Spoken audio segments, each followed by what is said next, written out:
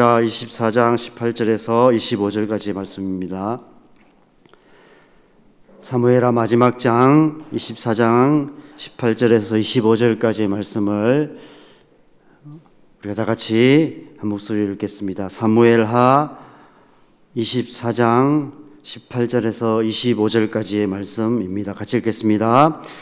이날에 갓이 다윗에게 이르러 그에게 아뢰되 올라가서 여부스 사람 아라우나의 타작마당에서 여호와를 위하여 제단을 쌓으소서 하며 다윗이 여호와께서 명령하신 바 갓의 말대로 올라가니라.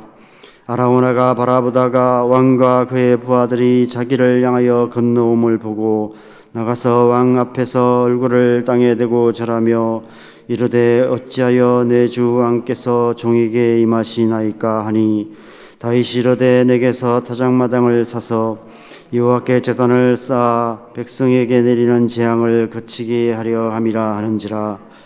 아라우나가 다윗에게 아뢰되 원하건대 내 주 왕은 좋게 여기시는 대로 취하여 드리소서. 번제에 대하여는 소가 있고 뗄나무에 대하여는 마당질하는 도구와 소의 멍에가 있나이다. 왕이여 아라우나가 이것을 다 왕께 드리나이다 하고 또 왕께 아뢰되 왕의 하나님 여호와께서 왕을 기쁘게 받으시기를 원하나이다. 왕이 아라우나에게 이르되 그렇지 아니하다. 내가 값을 주고 내게서 살이라.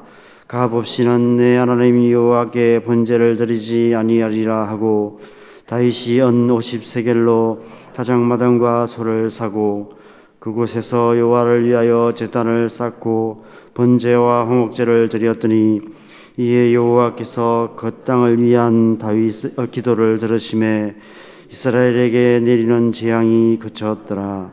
아멘. 어제와 오늘 본문인 사무엘하 24장은 다윗의 이야기의 마지막 장입니다. 열왕기상 앞부분에도 다윗의 이야기가 기록되어 있지만 그 이야기는 솔로몬에게 왕위를 물려주는 보조적인 역할로만 기록되어 있습니다. 다윗을 주인공으로 기록된 이야기는 오늘 본문 말씀으로 끝이 납니다. 오늘은 오늘 본문만 읽었지만 어제 본문과 함께 좀 전체적으로 한번 살펴보려고 합니다. 여러분은 어떠신지 모르지만 저는 이 말씀을 묵상하면서 참 아쉬운 마음이 들었습니다. 다윗의 이야기가 그냥 23장으로 끝났다면 얼마나 좋았을까? 그러면 다윗의 이야기는 정말 좋은 결말로 끝이 났을 텐데 이런 아쉬운 마음이 들었습니다. 이런 질문도 생깁니다. 왜 다윗은 인구조사를 했을까? 인구조사를 한 것이 뭐 그렇게 잘못된 일이기에 하나님께서 다른 사람도 아닌 하나님의 마음에 합한 사람이라고 칭송했던 다윗을 향해 이렇게까지 진노하시는 것일까? 여러분, 우리는 누구나 우리의 인생의 마지막이 아름답기를 원합니다. 우리의 인생의 마지막 기록이 이 24장이 없이 23장쯤에서 좋게 마무리되기를 원합니다. 제 인생의 마지막도 그랬으면 좋겠습니다. 그런데 실상을 말하면 우리 대부분의 인생의 마지막은 그렇게 깔끔하지만은 않은 것 같습니다. 그래서 오늘 본문의 다윗의 인생의 마지막 기록을 보면서 오히려 위로가 되기도 하는 것 같습니다. 다윗은 그리스 로마 신화나 마블 영화에 나오는 슈퍼히어로가 아니었습니다. 다윗 역시도 우리와 같은 땀냄새, 발냄새, 사람 냄새 나는 사람이었습니다.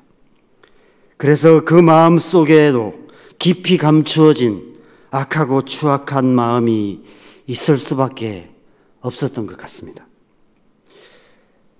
다윗이 인구조사를 지시했을 때 요압이 극구 반대하며 했던 말씀을 보면 다윗의 인구조사가 하나님의 마음에 합하지 않은 지시였음을 알 수 있습니다. 수많은 광야를 지나는 동안 하나님의 손에 혹독한 다루심을 받았지만 그럼에도 불구하고 다윗의 중심에는 여전히 깊은 자아가 살아서 에덴 동산의 뱀처럼 꿈틀대고 있었던 것입니다. 요압조차도 그것이 하나님 앞에서 잘못된 선택임을 알았다면, 보통 때의 다윗이라면 그것을 몰랐을 리가 없습니다. 그런데 지금 다윗은 마치 뱀의 유혹에 빠져 선악과를 넉넉히 바라보고 있었던 하와의 이상한 눈빛처럼 무언가에 사로잡혀 있었던 것입니다. 어제 본문인 1절에서는 여호와께서 다시 이스라엘을 향하여 진노하사 그들을 치시려고 다윗을 격동시켜 인구조사를 하게 하셨다라고 기록하고 있습니다. 하나님께서 그렇게 하게 하셨다는 것입니다. 동일한 사건을 역대상 21장에서는 이렇게 기록하고 있습니다. 사탄이 일어나 이스라엘을 대적하고 다윗을 충동하여 이스라엘을 계수하게 하니라. 동일한 사건을 하나님이 격동시키셨다고도 말하고 사탄이 충동하였다라고도 말씀하고 있습니다. 이 두 구절을 합하면 하나님께서 사탄이 다윗을 충동하는 것을 허용하셨다는 의미가 됩니다. 왜 하나님께서는 사탄이 다윗을 격동하도록 허용하셨을까요? 어제 본문 1절 말씀에서는 여호와께서 이스라엘을 향하여 진노하셔서 그렇게 하셨다. 이스라엘 향해서 진노하사 그들을 치시려고 그렇게 하셨다라고 말씀하고 있습니다. 도대체 왜 하나님께서 뚜렷한 이유도 없이 이스라엘을 향하여 진노하셔서 이런 일을 하게 하셨을까요? 그 이유에 대해서 아무런 설명이 없기에 본문 안에서 유추해 봐야만 알 수 있습니다. 요압과 다윗의 대화 속에 드러나는 다윗의 반응, 다윗의 모습을 통해서 우리는 그 이유를 알 수 있습니다. 요압과 다윗의 대화에서 드러나는 다윗의 모습은 이스라엘 백성들 전체의 영적인 상태를 드러내 보여주고 있습니다. 여러분, 이스라엘 역사 속의 왕의 모습은 곧 이스라엘 백성들의 영적인 상태를 상징적으로 보여주고 있습니다. 왕이 또한 이스라엘 백성들에게 그런 영향을 줄 뿐 아니라 이스라엘 백성들의 상태가 왕의 모습을 통해서 고스란히 드러나게 되는 것입니다. 겉으로는 아무런 문제 없는 것처럼 보이지만 중심을 보시는 하나님의 눈에 이스라엘 백성들의 중심은 다윗처럼 자아로 꿈틀대고 있는 중심이었던 것입니다. 여러분, 지금까지 우리가 묵상해온 사무엘 상하의 다윗의 이야기들 중에서 다윗의 인생에서 가장 큰 위기의 사건을 꼽으라고 한다면 어떤 사건을 여러분은 꼽으시겠습니까? 사울에게 쫓겨 블레셋 왕 앞에서 미친 척 하던 그때였을까요? 12년 가까이 광야를 헤매다가 더 이상 도망갈 곳이 없어서 다시 블레셋 땅으로 망명해야 했던 그때였을까요? 우리아의 아내를 취하고 우리아를 죽음으로 몰아갔던 그 사건이었을까요? 아들 압살롬의 반역으로 요단강을 건너 도망쳐야만 했던 그때였을까요? 저는 오늘 사무엘하 마지막 장에 기록된 이 인구조사가 가장 큰 위기였다고 생각합니다. 하나님께서 이 일을 이토록 심각하게 다루신 이유가 그 때문입니다. 7만 명이나 죽음을 당했다라고 기록하고 있습니다. 다윗의 인구조사는 지금까지 하나님께서 행하신 모든 일에 대해서 메이드 바이 갓이 아닌 메이드 바이 다윗이라는 도장을 찍는 것과 같은 사건입니다. 그러면 모든 영광을 하나님께가 아니라 모든 영광을 다윗에게가 되는 것입니다. 그동안 하나님께서 다윗의 삶에 행하신 모든 일과 다윗을 통해서 이스라엘 공동체에 행하신 모든 일이, 공들여 이루신 모든 일이 완전히 무효화되는 결과를 낳게 되는 것입니다. 하나님께서는 다윗의 중심에 꿈틀대는 자아의 모습을 통해 그것이 이스라엘 백성들의 중심임을 아셨고, 그래서 이스라엘 향해서 진노하사 그들을 치시려고 다윗을 격동시켜 인구조사를 하게 하신 것입니다. 그래서 이 사건은 우리 모든 그리스도인들에게, 특별히 저 같은 사역자에게는 너무나 중요한 교훈이 되는 사건인 것입니다. 우리가 요 근래 즐겨 찬양하는, 어제 주일 2부 예배에서 성가대에서 찬양했던 모든 것이 은혜라는 그 찬양의 고백이 우리 인생의 마지막에서도 동일한 고백이 되어야 함을 우리는 너무나 잘 알고 있습니다. 그러나 현실에서 우리는 너무 쉽게 오늘 다윗과 이스라엘 백성들처럼 지나온 삶에 하나님께서 은혜로 행하신 크고 놀라운 일들에 자기 이름을 새기려는 어리석음을 범할 수 있는 것입니다. 많은 사역자들이 그런 아름답지 못한 뒷모습을 보이곤 합니다. 오늘 다윗의 마지막 이야기는 바로 그런 우리에게, 저 같은 사역자들에게 경종을 울리는 이야기인 것 같습니다. 저도 이제 사역을 정리하고, 남산교회 사역을 정리하고 이제 다음 단계로 가야 하는데 끊임없이 안에 그런 마음들이 있는 것 같습니다.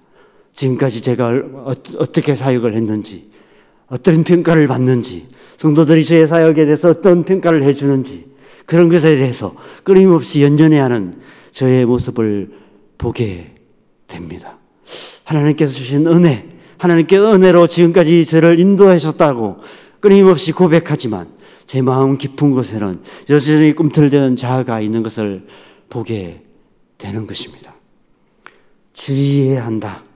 다윗조차도 그랬기에 너희 또한, 너 또한 그러할 수 있음을 기억하고 끝까지 정신 바짝 차려야 한다라고 하나님께서 저를 향해, 우리를 향해 경고하고 계시는 것입니다.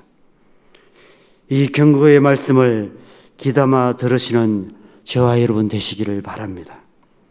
그래서 우리의 삶의 마지막 순간에 모든 것이 하나님의 은혜였다고 고백할 수 있는 철저하게 자아가 죽어져 하나님께만 영광을 돌리는 저와 여러분 되시기를 간절히 소망합니다. 우리 오늘 본문에서는 다윗이 갓 선지자의 궁고를 따라 아라우나의 타작마당을 사서 거기에서 여호와를 위하여 제단을 쌓고 번제와 화목제를 드립니다. 메이드 바이 다윗이라는 도장을 지우고 메이드 바이 갓이라는 도장을 찍으며 모든 것이 하나님의 은혜였다라고 고백하기 시작합니다. 그러자 하나님께서 그 땅을 위한 기도를 들으셔서 재앙이 그치게 됩니다. 그리고 그것으로 모든 다윗의 이야기가 끝이 나게 됩니다. 이 아라우나의 타작마당 이야기는 다윗의 이야기의 끝을 장식하는 중요한 이야기고 저와 여러분의 인생의 마지막을 장식해야 할 아주 중요한 이야기인 것 같습니다. 다윗의 이야기에는 타작마당과 관계된 몇 가지 중요한 이야기들이 기록되어 있습니다. 좀 더 근원적으로 거슬러 올라가 보면 룻과 보아스의 타작마당 이야기까지 거슬러 올라가 볼 수도 있는 것 같습니다. 보아스의 타작마당에서 시작된 룻과 보아스의 로맨스, 그 이야기가 다윗의 이야기의 뿌리라고 할 수 있습니다. 룻과 보아스가 다윗의 정조 할머니, 할아버지가 되기 때문입니다. 그러나 다윗과 직접적인 관계가 있었던 사건은 사무엘 상하에 3번 기록되어 있습니다. 먼저 사무엘상 23장에 타작마당을 탈취하는 블레셋으로부터 그 일날을 구원하는 사건이 기록되어 있고요. 두 번째는 사무엘하 6장에 베레스 우사 사건이 일어난 나곤의 타작마당 이야기가 기록되어 있습니다. 그리고 세 번째가 오늘 아라우나의 타작마당 이야기입니다. 타작마당과 관계된 이 세 가지 사건은 다윗에게 있어서 하나님과의 관계의 전환점이 되는 굉장히 중요한 사건입니다. 먼저 사무엘상 23장을 보면 다윗이 블레셋으로부터 그일라를 구원하는 이야기가 기록되어 있습니다. 아둘람 동굴에 모여든 400명의 무리들과 함께 광야를 도망다니는 와중에 블레셋 사람들이 그일라를 쳐서 타작마당을 탈취한다는 소식을 들은 다윗이 하나님 앞에 나아가 하나님의 음성을 듣기 시작합니다. 그때는 언약궤도 없었고 성전도 없었습니다. 제사장 아비아달이 가지고 온 대제사장의 의복인 에봇밖에 없었습니다. 그럼에도 불구하고 다윗은 그 에봇 앞에 하나님 앞에 나아가 하나님의 음성을 듣고 그 하나님의 음성을 따라서 오합지졸 같은 무리를 이끌고 블레셋을 쳐서 그일라를 구원했습니다. 그렇게 비공식적인 다윗의 왕의 사역이 시작된 곳, 그것이 바로 그일라의 타작마당이었습니다. 두 번째 사건인 사무엘하 6장의 나곤의 타작마당에서 일어난 베레스 우사 사건은 언약궤와 관계된 사건이었습니다. 광야의 모든 여정이 끝나고 하나님의 은혜로 이제는 온 이스라엘의 왕이 된 다윗이 하나님의 언약궤를 다윗성으로 모시오는 중에 나곤의 타작마당에서 베레스 우사 사건이 일어나게 됩니다. 그 역시도 하나님과의 관계에 일어난 중요한 사건입니다.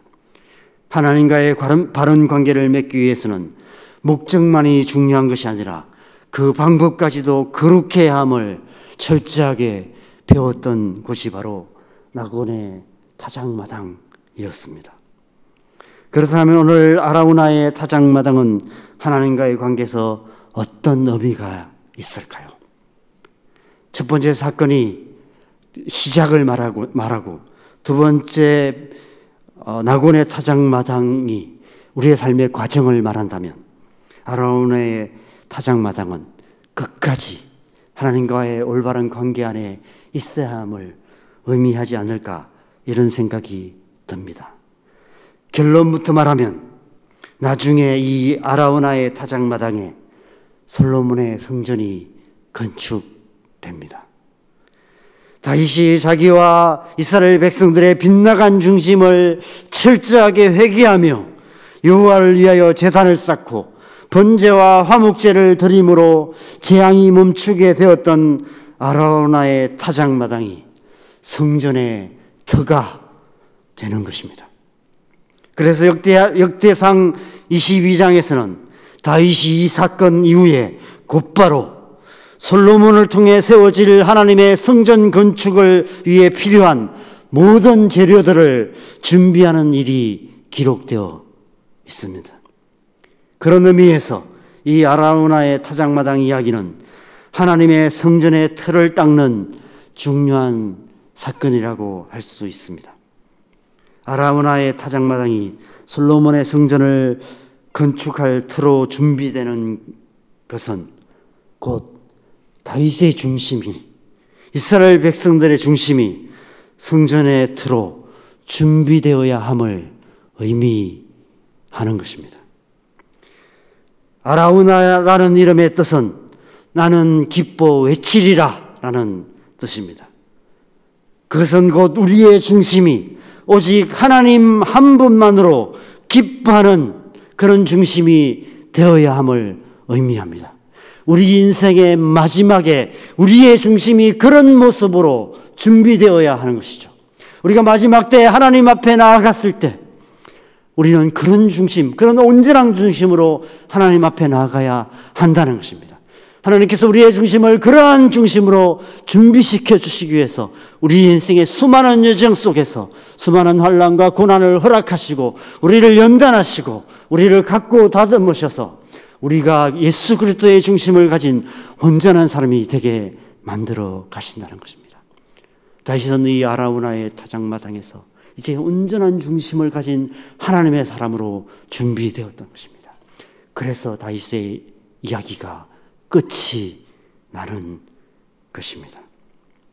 그 중심은 오직 하나님 한 분만으로 나는 기뻐 외치리라라고 고백할 수 있는 중심, 오직 하나님 한 분만으로 기뻐하며 찬양하는 예배자의 중심, 그것이 바로 하나님께서 우리에게 말씀하시는 성전의 터가 되는 중심인 것입니다. 우리 안에 그 중심이 있어야만이 천국이 정말 천국이 될 수 있습니다. 천국에서 영원히 하나님을 찬양만 하더라도 그것이 기쁨이 될 수 있습니다.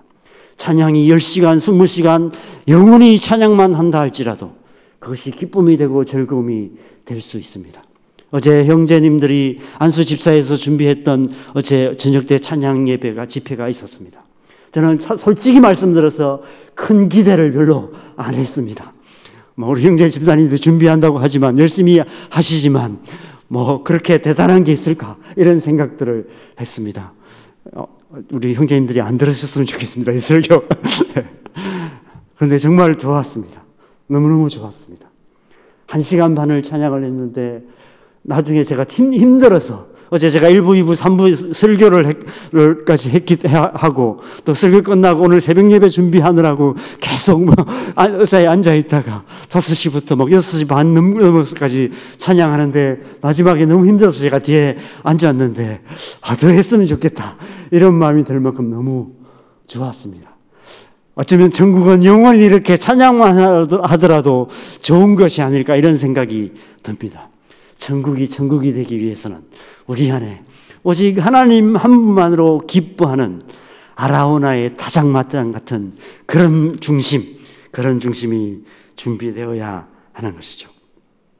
선악과 사이에서 뱀처럼 꿈틀대는 자아로 가득했던 이스라엘 백성들의 중심이 지금 아라우나의 타작마당에서 하나님이 기뻐하시는 중심, 하나님을 기뻐하는 예배자의 중심으로 변화되고 있는 것입니다. 그 예배자의 중심이 하나님의 성전의 터가 되었던 것입니다. 다윗의 이야기는 이렇게 성전의 터를 닦는 이야기로 끝이 나고 있는 것입니다. 다윗이 닦아놓은 아라우나의 타작마당에 이제 곧 솔로몬의 성전이 세워지게 될 것입니다. 그래서 하나님의 평화가 가득한 하나님의 나라가 이루어지게 될 것입니다. 저와 여러분 안에 그런 중심이 있기를 바랍니다.